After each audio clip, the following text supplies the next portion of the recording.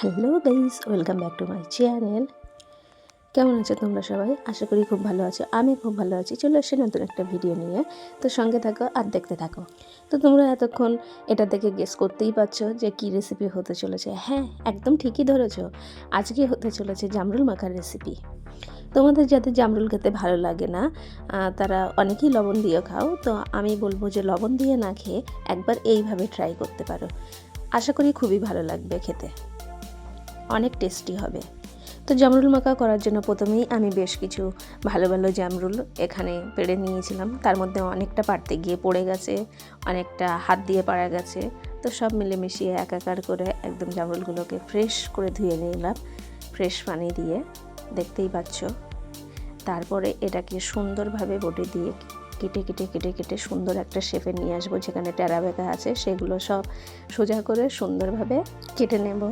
দেখতেই পাচ্ছ, এইভাবে তোমরাও কুচি কুচি কুচি কুচি করে কেটে নেবে জামরুলগুলো। ভিতরে যেগুলো কালো কালো অংশ আছে সেগুলো সব ফেলে দিতে হবে। উপরের যে সবুজ মতো অংশ আছে সেটাও ফেলে দিয়েছি আমি এখানে টেস্ট বাড়ানোর জন্য। যে সমস্ত বন্ধুরা আমার আম্মাকা রেসিপি দেখোনি তারা আমার চ্যানেলে ঝটপট চলে যাও, গিয়ে আম্মাকা রেসিপিটা দেখে এসো। টকঝাল মিষ্টি মিষ্টি আম্মাকা। যে সকল বন্ধুরা আমার চ্যানেলে রেগুলার ভিডিও দেখে দাও তাদেরকে অসংখ্য ধন্যবাদ। তো চলো, গল্পে গল্পে আমার কাটাকুটি শেষ, এখন এটাকে মাখানোর পালা। তো প্রথমেই দেখতে পাচ্ছ আমি বেশ কিছু লবণ দিয়ে দিলাম স্বাদ মতো। দেন তারপরে দিয়ে দেব মরিচ গুঁড়ো। মরিচ দেওয়ার পরে দিয়ে দেব গন্ধরাজ লেবু। বেশি টক হবে না, হালকা একটু টক আর ফ্লেভারটাই আসবে। আর গন্ধরাজ লেবুর ফ্লেভারটা খুবই সুন্দর লাগে। তোমাদের কেমন লাগে অবশ্যই জানিও আমাকে কমেন্ট করে।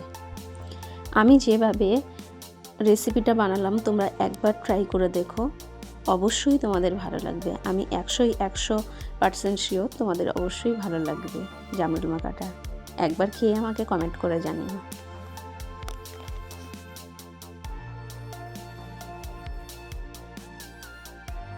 স্বাদে একটু লবণটা কম হয়েছিল, ওই জন্য আর একবার দিয়ে দিয়েছি লবণ। একটু মরিচ গুঁড়োও দেবো, দেন দিয়ে দেবো লঙ্কা গুঁড়ো। তোমরা যারা লঙ্কা খেতে পছন্দ করো না তারা লঙ্কাটা স্কিপ করতে পারো, কোনো ব্যাপার না। এখানে হালকা একটু দিয়েছি, ঝাল ঝাল লাগলে আরও একটু ভালো লাগবে।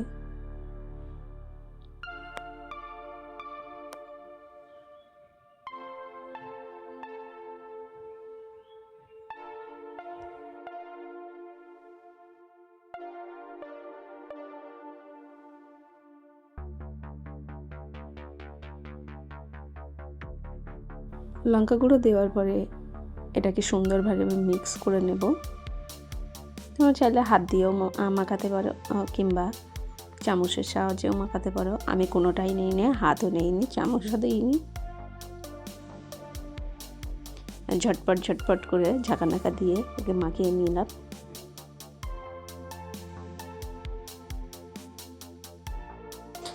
নাও আমার জামরুল মাখা রেডি।